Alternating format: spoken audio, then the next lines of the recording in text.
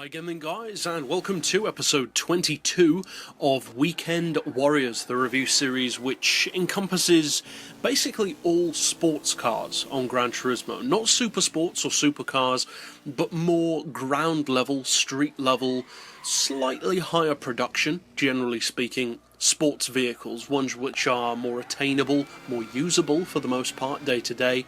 Anything from 2-litre rag tops all the way up to modern muscle cars, which you could also technically classify as large sports coupes, and basically everything in between. Now, this particular vehicle is one of the relatively few modern muscle cars which are featured in this series, and this is a very popular car.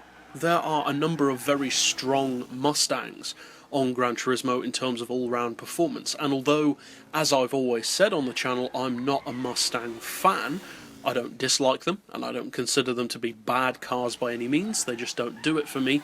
The Mustang is exactly what I just said, a strong performance car in pretty much all of its forms, even vehicles which aren't necessarily as respected, such as the slightly older shaped Mustang GT, non-premium or premium.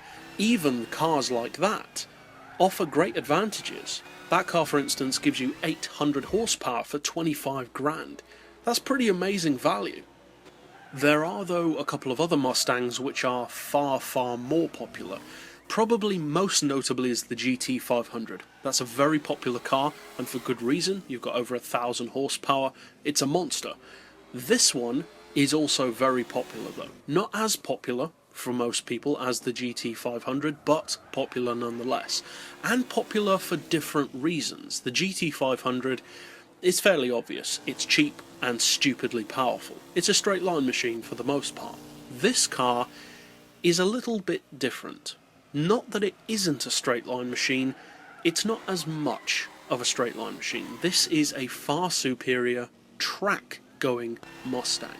Now, we've already covered the SVT Cobra Mustang, which is definitely my chosen Mustang of all of the ones available on the game in terms of how much I enjoy driving it. I love the look of the car, I love the performance that it gives you.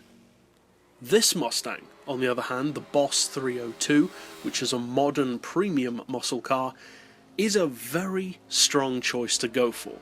Now, the GT500 for roughly 55 grand is fantastic value. This car is as well, though, because for 45 grand, roughly 10 grand less, you get a car that you can tune up to 900 horsepower, 898 to be exact. You're also looking at 723 foot-pounds of torque, and with the full weight loss package, a pretty reasonable weight for a reasonably large car of 1,319 kilos. That's pretty light. The horsepower per tonne, as a result of those two numbers combined, the power and of course the weight, is supercar level. 681 horsepower per tonne is very good for any vehicle, let alone a muscle car. Now, the PP on this vehicle is very high, 610, and that's without a flat floor. If you fit the flat floor, it's even higher. Is that too high for a muscle car, or can it actually compete? Because if it's that high, you'd think there'd be a reason for that. Well, there is a reason for it. It's a great car. And one of the great things about the Mustang, not just of this particular model, but pretty much all of them in their own way, is they can transcend the muscle car class. They are very much so muscle cars, but they can also compete in other realms of vehicle. They can take on muscle cars, but they can also take on sports cars, and in some cases they could even take on super sports cars, some supercars, or even some race cars. And this particular Mustang, the Boss 302, is one of the best Mustangs for doing just that. The SVT Cobra is also a very good one for the same thing, but one of the greatest things about this car, especially compared to something like the GT500, which is popular for obvious reasons, is that this is not a one-trick pony. No pun intended. The GT500 is a monster in a straight line, but around the track, it's not that great. It's not awful, but there are far, far better cars, and cars with far less power, that can destroy it around corners. This car's different, because any sports car, and I mean any sports car in this entire series, is not going to beat this car easily. Now that's in fully tuned form. If you compare this car fully tuned to any fully tuned version of any other car in this series, it's going to give them a great run for their money.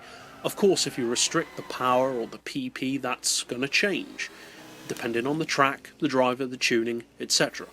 But my point is that the Boss 302 is probably the best track-going Mustang in the game, because even the SVT Cobra is a little bit more tail-happy than this car. The Boss 302 manages to transcend just being a Mustang. It's not just a muscle car. It is so much better than that. So although I'm not a huge fan of it, or of any of the Mustangs in particular, apart from maybe the SVT Cobra, I would definitely recommend this car. It's better than the Camaro for straight-line performance. It's easily superior to any other modern muscle car for track handling, and for value for money at 45 grand, it's up there with the best of them.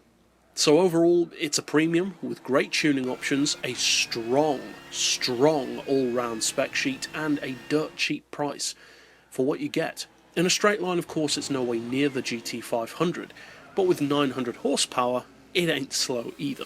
So overall, that's it for this particular pick, and as I said, I would definitely recommend checking this car out, regardless of if you're a muscle or Mustang fan, because it's just a great car. But that's it for this pick, as I said, and I'll see you guys next time. But for now, as always, thanks for watching.